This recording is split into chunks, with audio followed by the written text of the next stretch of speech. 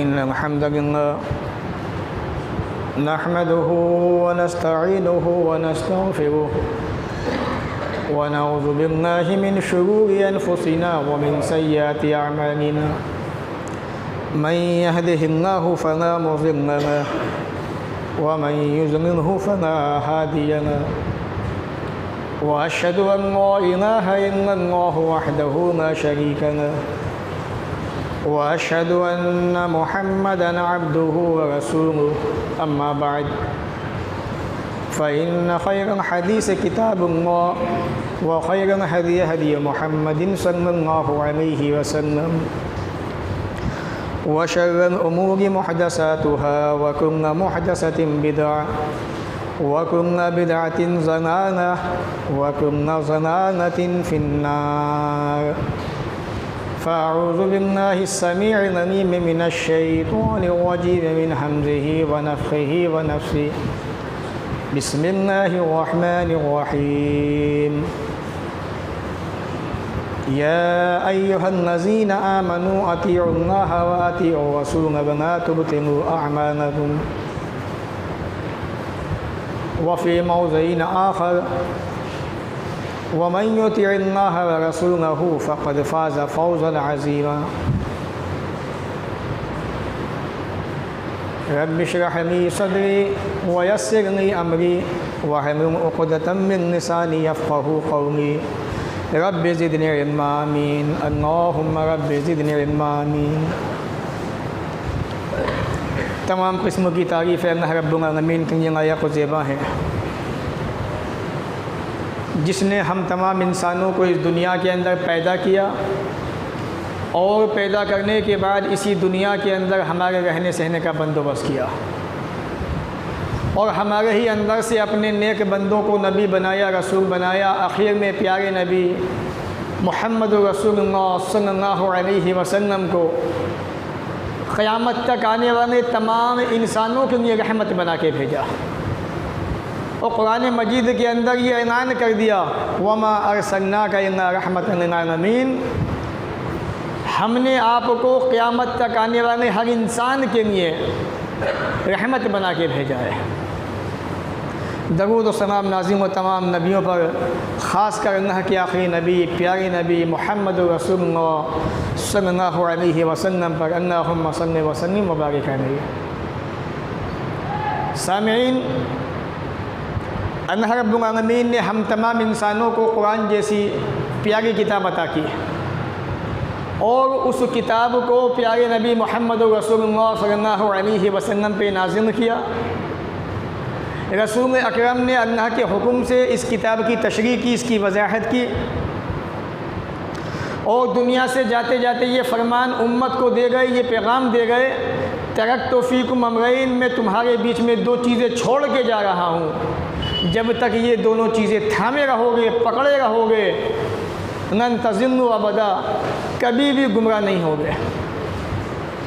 किताब व सुन्नत, कुरान और हदीस, ये दो ऐसी चीज़ें हैं कि जिन पे चलकर इंसान कामयाब हो सकता है, अपनी मंजिल को पा सकता है, अपने रब को राज़ी कर सकता है, अपनी दुनिया के साथ साथ अपनी आखिरत बना सकता है। लेकिन आज अगर समाज के अंदर देखा जाए, समाज का मुआयना मुताला किया जाए, मुशाहिदा किया जाए, हमारे समाज के अंदर, मुआशरे के अंदर दिन ब दिन नए नए फितने पैदा हो रहे हैं और फितने तो पैदा होंगे। हर इंसान जो है अपनी ख्वाहिश के पीछे चल पड़ा है, फितने तो पैदा होंगे। फिर रसूल अकरम की वो हदीस जिसको इमाम बुखारी ने किताबुल फितन के अंदर सही बुखारी में रिवायत किया है कि एक ज़माना ऐसा आएगा, फितने मेरी उम्मत के अंदर पैदा होंगे, फितने ज़ाहिर होंगे। आज हकीकत ये है, फितने समाज के अंदर, मुआशरे के अंदर पनप रहे हैं। कहीं पे कोई सा फितना, कहीं पे किसी का फितना। और तो और इंसान इतना दिलेर हो गया, इतना निडर हो चुका अल्लाह के अज़ाबों से, अल्लाह की पकड़ से, कि उसने कुरान जैसी अजीब किताब के अंदर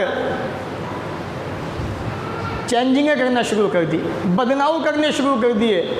बदलाव का मायना यानी कुरान की आयत की तफसीर अपने मन से बयान करना, कुरान की आयत के मायने को अपने मकसद के लिए बयान करना कि कुरान की आयत का माना ये नहीं, ये है।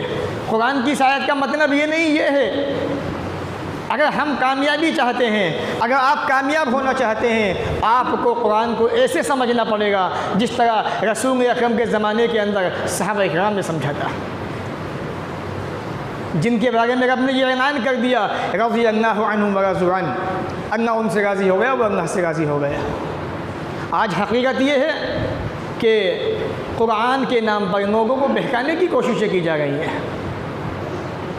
आदमी सोचता है कुरान ही तो पढ़ा जा रहा है, आदमी ये सोच के जाता है, ये सोच के वो महफिलें उनमें शरीक होता है, शिरकत करता है, लेकिन जब वहाँ जाके देखता है तो मसला कुछ और है। आज इंसान अल्लाह के कलाम के ज़रिए से ऐसी ऐसी बातें कह जाता है कि जो बातें इंसान को जहन्नम का ईंधन बना देंगी। आज यही वजह है कि समाज के अंदर, मुआशरे के अंदर फितने पनप रहे हैं, बर्पा हो रहे हैं। इसलिए मैं आज के जुमा के खुतबे के अंदर आपकी तवज्जो ऐसी बातों की तरफ दिलाना चाहता हूँ कि हमारे समाज में कुछ फितने ऐसे पनप रहे हैं, पैदा हो रहे हैं, जो आने वाले वक्त में बड़े ख़तरनाक साबित हो सकते हैं कौम के लिए, मुसलमानों के लिए। उनसे आगाह होने की ज़रूरत है। मुनकिरीन हदीस का फितना, आमतौर पर ये लोग अपने आप को अहले कुरान कहते हैं कि हम अहले कुरान है। अहले कुरान सिर्फ अपने बचाव के लिए ये ऐसा करते हैं, ये अहले कुरान नहीं है। ये मुनकिरीन हदीस या हदीस का इनकार करने वाले हैं, ये रसूल का इनकार करने वाले हैं। जो आदमी अपने आप को अहले कुरान कहे, कुरान का मानने वाला कहे, क्या वो नबी का इनकार कर सकता है? जिस नबी पे ये किताब नाज़िल हुई, कुरान नाज़िल हुआ, क्या वो नबी का इनकार कर सकता है? हरगिज़ नहीं। तो आज हमें और आपको होशियारी के साथ साथ में समझने की भी ज़रूरत है। इसलिए मैं अक्सर आपसे कहता हूँ, लेकिन आपके समझ में नहीं आता कि अपने घरों के अंदर रोज़ाना कुरान का दर्स किया करो, एक आयत का तर्जुमा, 2 आयत का तर्जुमा, ताकि आपके बच्चे कुरान को समझे कुरान है क्या चीज़। आज ये मुनकिरीन हदीस का जो हमारे सामने फितना है, या इसी तरह से अहले कुरान का टाइटल लगाने वाले कादियानियत का फितना, ये फितने दिन ब दिन उभरते जा रहे हैं। वो लोग जिन्हें कोई जानता तक नहीं, जिनका नामो निशान किसी को पता नहीं, वो अपने आप को ताकि अल्लामा कहलवा सकें, उनका नाम दुनिया में हो सके, उनके नाम के भी चर्चे हो सके, उनके नाम के डंके बज सकें। असल में एक बीमारी होती है शुज़ूज़ की बीमारी। शुज़ूज़ एक बीमारी होती है, आपको कोई नहीं जानता। आप किसी कॉलोनी के अंदर एक छोटे से मकान में रहते हैं, कौन जानता है आपको? आपने एक ऐसा मसला बयान कर दिया आवाम के सामने, उम्मा के सामने, अपनी वीडियो बना के यूट्यूब पर अपलोड कर दी। अब तक तो लोग जानते थे कि मसला ऐसे नहीं ऐसे है, आपने उसके अपोजिट बयान कर दिया। बिल्कुल लोग आपकी वीडियो देख रहे हैं, आपको जाना जा रहा है कि हाँ कोई साहब है जिन्होंने ऐसा ऐसा कहा है। तो शुज़ूज़ की बीमारी जो होती है वो यही होती है कि जिस आदमी को लोग नहीं जानते, वो किताब व सुन्नत के अंदर से कुछ आयतों को निकालता है, कुछ हदीसों को टुकड़े निकालता है, अधूरे टुकड़े, अधूरी आयतें, उनको आवाम के सामने बयान करता है और आवाम को धोखा देने की कोशिश करता है ताकि लोग जाने मैं भी आगे हूँ, मैं भी पढ़ा लिखा हूँ। आज यही हो रहा है। एक आदमी कुरान की आयत तो बयान करता है और वो ये भी कहता है कि कुरान की आयत का मतलब ये नहीं, ऐसे है, हम इसका मतलब ये समझते हैं। आप कौन होते हैं समझने वाले? आपको ये हक़ किसने दिया कि हम इस आयत का मतलब ये समझते हैं? कुरान को वैसे समझना जैसे नबी के सहाबा ने समझा था। अल्लाह ने सूरह बकरा में कहा फ़इन आमनु बिमिस्लि मा आमनतुम बिही फ़क़द इहतदौ। अगर ईमान लाना चाहते हो तो वैसा ईमान लाओ जैसे नबी के सहाबा ईमान लाए थे। आज जगह जगह कुरान के दर्स होते हैं, लोग इन कुरान के दर्सों के नाम पे आवाम को बहका रहे हैं। वो कैसे? मैं आपको बताता हूँ। ये लोग कहते हैं कि हमें कुरान काफ़ी है, न हमें हदीस की ज़रूरत है, न हमें रसूल की ज़रूरत है। नाउज़ुबिल्लाह मिन ज़ालिक। रब्बे काबा की कसम, ये लोग मुसलमान हो ही नहीं सकते, मोमिन तो बहुत दूर की बात है। भले ये लोग अपने आप में कितना बड़ा दावा करने होने का, ये मुसलमान हो ही नहीं सकते जो आदमी नबी का इनकार कर दे, जो आदमी ये कह दे कि हमें रसूल की हदीस की हाजत नहीं है, रसूल की ज़रूरत नहीं है, कुरान काफ़ी है। वो आदमी मुसलमान कैसे हो सकता है? जिस नबी पे कुरान नाज़िल हुआ उसी नबी ने बताया इक़रा बिस्मि रब्बिकल लज़ी खलक़। कुरान में ये तो लिखा हुआ है ये आयत पहली मरतबा कहाँ पे नाजिल हुई? सबसे पहली वही है कि किसने बताया? कुरान में तो ऐसा नहीं है। कुरान में सिर्फ इतना है कि इक़रा बिस्मि रब्बिकल्लज़ी खलक़। आयत कहाँ पे नाजिल हुई, किस मौके पे नाजिल हुई, सबसे पहले वही ये थी। कब नाजिल हुई, किस पर नाजिल हुई, ये किसने बताया? रसूल अकरम जनाब मोहम्मद रसूलुल्लाह सल्लल्लाहु अलैहि वसल्लम ने। तो बग़ैर नबी के हम कुरान को समझें, सवाल पैदा नहीं होता। कुरान को नहीं समझ सकते आदमी कितने भी दावा कर ले, जबकि रसूल की इताअत वाजिब और ज़रूरी है। रसूल की इताअत के बिना कामयाबी मिल ही नहीं सकती। अल्लाह ने फरमाया कुरान मजीद सूरह मोहम्मद सूरह नंबर 47 आयत नंबर 33 के अंदर, या अय्युहल्लज़ीना आमनू अतीउल्लाह व अतीउर रसूल व ला तुब्तिलू अअमालकुम। ए ईमान वालो, अल्लाह की इताअत करो और रसूल की इताअत करो। व ला तुब्तिलू अअमालकुम, रसूल की बात ना मान कर ये अहले कुरान का टाइटल लगाने वाले मुनकरीन हदीस, इस्लाम के दुश्मन, नबी के दुश्मन, सहाबा के दुश्मन, अल्लाह ने कहा वला तुब्तिलू अअमालकुम, रसूल की नाफरमानी करके, रसूल की इताअत से मुँह फेर के अपने अमाल को बर्बाद ना करो। बहुत सारी चीज़ें हैं, कुरान हमें काफ़ी है। हदीस का इनकार किया जाता है। अल्लाह ने कुरान में कहा सूरह बक़रा के अंदर, व अतिम्मुल हज्ज वल उम्रत लिल्लाह, ऐ इंसानों हमने तुम पे हज को फ़र्ज़ करार दिया है, हज भी मुकम्मल कीजिए, उम्रा भी मुकम्मल कीजिए। खाना काबा जाते हो, किसने बताया तुम्हें हज का ये तरीक़ा? कुरान में तो नहीं है। अल्लाह ने तो ये कहा कि हज करो, उम्रे करो अल्लाह की रज़ा के लिए। कुरान में कहीं नहीं लिखा हुआ कि हज ऐसे करना है, उम्रा ऐसे करना है। आपको बेशुमार बातें ऐसी हैं, आप चाहें तो सामने वालों को खामोश कर सकते हैं। नबी के बग़ैर कुरान की एक आयत को नहीं समझ सकते। जिस नबी पे कुरान नाज़िल हुआ आप कैसे समझ लोगे? अल्लाह ने कुरान में कहा, या अय्युहल्लज़ीना आमनू कुतिबा अलैकुमुस्सियाम, ए ईमान वालों तुम पे रमज़ान के रोज़े फ़र्ज़ कर दिए गए जिस तरह तुमसे पहले की उम्मतों पर फ़र्ज़ थे। रोज़ा सुबह से शाम तक भूखा प्यासे रहने का नाम किसने बताया आपको? कुरान में तो ऐसा है नहीं। कुरान में है भी तो ये वजाहत नहीं है। अल्लाह ने कुरान में कहा सफ़ेद धागा सिया धागा, जैसा कि मैंने पीछे बताया था। अब सहाबी रसूल ने धागा लिया, एक सिया धागा एक सफ़ेद धागा, उसको अपने तकिए के नीचे रख के सो गए। तो नबी ने कहा कि ये मतलब नहीं है। मतलब ये है कि सुबह और शाम, सुबह इफ्तार मतलब सहरी खाओगे, रोज़े की हालत में रहोगे, शाम को इफ्तार करोगे जब शाम ढलेगी, सुबह ढलेगा, ये मतलब है कुरान की आयत का। तो नबी ने समझाया जब सहाबा की समझ में वो बात आई। और आज ये मुनकरीन हदीस से कहते हैं कि हमें नबी की हाजत नहीं, नबी की ज़रूरत नहीं, कुरान काफ़ी है हमें। अल्लाह ने तकरीबन 83 जगहों पर यह कहा, अक़ीमुस्सलात, नमाज़ें कायम किया करो, नमाज़ें पढ़ा करो, नमाज़ें कायम किया करो। कैसे पढ़ोगे?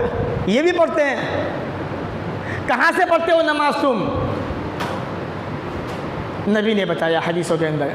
जब तक हदीस को कुरान से नहीं जोड़ोगे तब तक कुरान को नहीं समझ सकते। ज़कात का मसला आता है। अल्लाह ने कुरान में कहा वयूतूना ज़काता, वो अल्लाह के नेक बंदे ज़कातें दिया करते हैं। ज़कात कैसे दोगे मेरे भाई? नबी ने बताया जब तुम्हारी प्रॉपर्टी इतनी इतनी हो जाएगी, उस पर एक साल मुकम्मल हो जाएगा, तब जाके तुम ज़कात दोगे। इसलिए बग़ैर नबी के कामयाब नहीं हो सकते। अल्लाह ने मुतअद्दिद जगह रसूल अकरम के बारे में फरमाया, मन युती रसूल फ़क़द अता अल्लाह, जिसने रसूल की बात मानी हकीकत में उसने अल्लाह ही की बात मानी। एक जगह अल्लाह ने फरमाया सूरह अहज़ाब के अंदर, वमन युतिअल्लाह व रसूलहु फ़क़द फ़ाज़ फ़ौज़न अज़ीमा, जिसने अल्लाह की बात मान ली, रसूल की बात मान ली, यकीनन वो कामयाब हो गया। और ये भी दावा करते हैं कि क़यामत के दिन किसी की सिफारिश काम नहीं आएगी, कोई सिफारिश नहीं करेगा। अल्लाह ने कुरान में साफ कहा है, किसी भी एक मसले को आप हल करना चाहोगे तो एक आयत से मसला हल नहीं होता है। उस मौजू की तमाम आयतों को इकट्ठा कीजिए आप, तब मसले का हल कीजिए आप।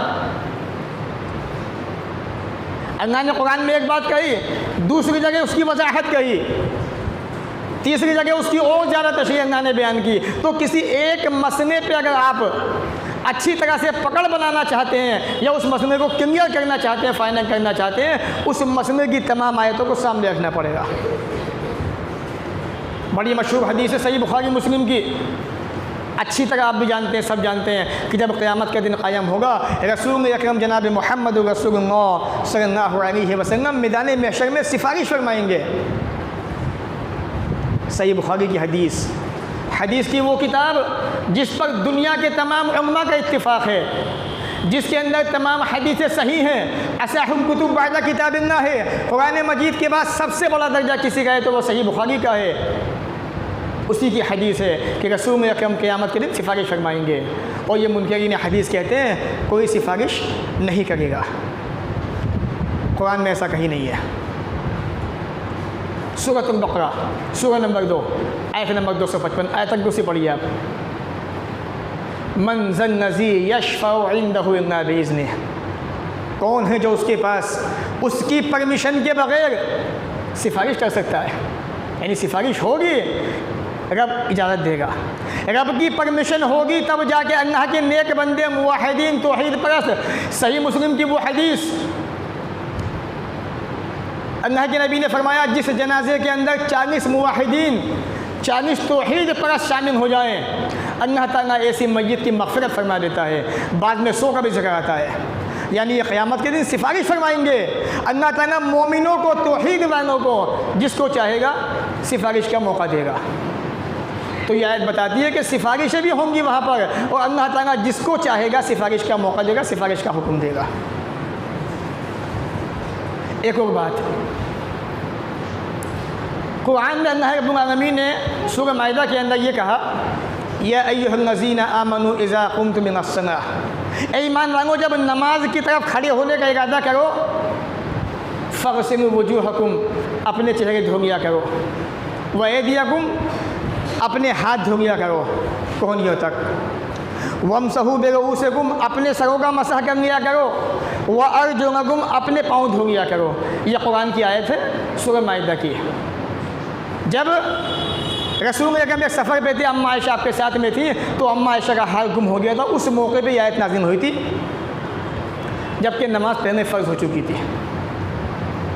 अब सवाल ये है कि जब ये आयत करीमा नाज़िल हुई, उससे पहले मुसलमान नमाज़ें पढ़ा करते थे, वज़ू बनाया करते थे, और अल्लाह ने हुक्म बहुत बाद में दिया। कुरान की आयत है, नमाज पढ़ने फ़र्ज़ हो चुकी है, कुरान की आयत बाद में नाज़िल हो गई है। अब ये मुनकरीन हदीस जो इनकार करते हैं रसूल अकरम का हदीस का, ये वज़ू कैसे बनाएंगे आप ज़रा बताइए। कुरान की आयत तो बाद में नाज़िल हो गई है, सहाबा आपसे पहले वज़ू कैसे बनाया करते थे जो नमाज़ें पढ़ रहे थे। जाहिर सी बात है नबी ने बताया तभी तो वज़ू बनाया। एक और नुक्ते की बात, अल्लाह ने आयत में क्या कहा, अपना चेहरा धो, अपनी कोहनियाँ धो, अपने पाँव, अपनी पाँव में कोहनियों तक, अपने सर का मसा कर लो और अपने पाँव धो लो। हाथ धोने का जिक्र नहीं है, कुंगली का जिक्र नहीं है, नाक झाड़ने का जिक्र नहीं है, बहुत सारी चीज़ों का जिक्र नहीं है। क्यों करते हो? वज़ू ऐसे क्यों नहीं बनाते जैसा अल्लाह ने कुरान में कहा है, अपना चेहरा धो लिया बस, अपने हाथ धो लिए और मसा किया, अपने पाँव धो लिए, हो गया। कुंगलियाँ क्यों करते हो, हाथ क्यों धोते हो, नाक में पानी क्यों चढ़ाते हो? क्योंकि नबी ने बताया, रसूल अकरम ने आयत की वजाहत की, इसलिए ऐसा करते हैं। तो इंसान जब ऐसी बातें कहता है तो खुद ही अपने जान के अंदर फंस जाता है। इसलिए मैं आपको ये बताना चाहता हूँ कि ये गिरोह मुनकरीन हदीस का जो अपने आप को अहले कुरान कहता है, और मुसलमान कुरान का नाम सुन के दीवानों की तरह इनकी महफिलों में चले जाते हैं। होशियार रहिए, खबरदार रहिए।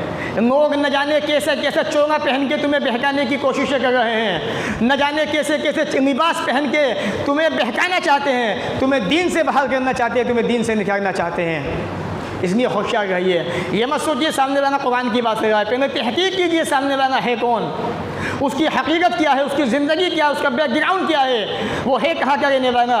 वो किताब व सुन्नत का कितना जानकार है। जिस आदमी को अरबी पढ़नी नहीं आती, जो आदमी किसी मदरसे से पढ़ के नहीं आया, जिसे अरबी का माना मतलब नहीं पता, वो लोगों को कुरान की बातें सुना रहा है। और ये कहता है देखो ऐसा नहीं जो मैं कह रहा हूँ वो सही है। जो आदमी ये दावा करे उससे बड़ा जाहिल दुनिया में कोई नहीं है। ये जाहिल है ये पढ़े लिखे होने के बाद, क्योंकि जो आदमी कुरान की आयत का इनकार करे, जो रसूल का इनकार कर दे, जो हदीस शिफायत को ना माने, वो आदमी मुसलमान हो ही नहीं सकता। आपका भी ईमान है, हमारा भी ईमान है। अल्लाह के नबी क़यामत के दिन हमारे हक़ में अगर हमसे गुनाह हुए होंगे सिफारिश फरमाएंगे। बड़ी मशहूर हदीस है, सब जानते हैं इस बात को। लिहाजा ये तसव्वुर करना, ये कहना कि हमें हदीस की ज़रूरत नहीं है, रसूल की हाजत नहीं है, ऐसे इंसान मुसलमान नहीं, गुमराह है, ये रास्ते से भटके हुए हैं। एक और चीज़ अल्लाह ने सूरह माइदा की आयत में कहा, व इन कुंतुम जुनुबन फत्तहरू, जब तुम नापाक हो जाया करो। आदमी को एहतराम हो गया रात में सोते में, फत्तहरू पाकी हासिल किया करो। और ना मस्तमुन निसा, या आदमी शादीशुदा बीवी के पास गया, अब उसे गुस्ल करना है, कैसे करोगे? कुरान में तो है नहीं, कुरान ने तो बताया नहीं हमें। कुरान ने तो इतना कहा व इन कुंतुम जुनुबन, जब तुम नापाक हो जाओ फत्तहरू, तो पाकी हासिल किया करो। ऐसे अल्लाह ने सूरह बकरा में कहा जब औरतों को पीरियड होता है मंथली, हत्ता यतहुरना, जब औरत मंथली पीरियड से हो शादीशुदा होने के बाद, तो तुम उनके पास न जाओ यहाँ तक कि वो पाक हो जाएं। जब उनका पीरियड ख़त्म हो जाए, फ़ैज़ा तताहरना, जब वो नहा चुके हैं, पीरियड आया, ब्लीडिंग आई, इसके बाद वो ख़त्म हो गई, अभी औरत ने गुस्ल नहीं किया है, आप नहीं जा सकते औरत के पास। हम जानते हैं समाज के अंदर बहुत से लोग क्या करते हैं, मुसलमान होने के बावजूद औरत को पीरियड ख़त्म हुआ फ़ौरन उसके बाद सोहबत करने चले गए। ये गलत है इस्लामी एतबार से। फ़ैज़ा तताहरना, कुरान कहता है जब तक औरत पाकी न हासिल कर ले तब तक तुम उसके पास नहीं जाओगे। तो अल्लाह ने कुरान में ये बात बताई, कुरान के अंदर समझाया इसी बात को अल्लाह रब्बुल आलमीन ने। तो व इन कुंतुम जुनुबन, यहाँ भी वही बात कि पाकी हासिल कैसे करेगी, कौन बताएगा? रसूल अकरम जनाब मोहम्मद रसूलुल्लाह सल्लल्लाहु अलैहि वसल्लम ने हमें बताया कि गुस्ल का तरीक़ा ये है। बहुत मुख्तसर, बड़ा आसान तरीक़ा है। आप जो है अपने दोनों हाथ धोएं, उसके बाद नाफ से लेके नीचे के हिस्से को अच्छी तरह मसक के साफ कीजिए, क्योंकि बाद में आपको यहाँ पे आना नहीं है, अब नीचे के हिस्से की तरफ। उसके बाद जिस तरह वज़ू बनाते हैं नमाज के लिए, ऐसे वज़ू बनाएं आप।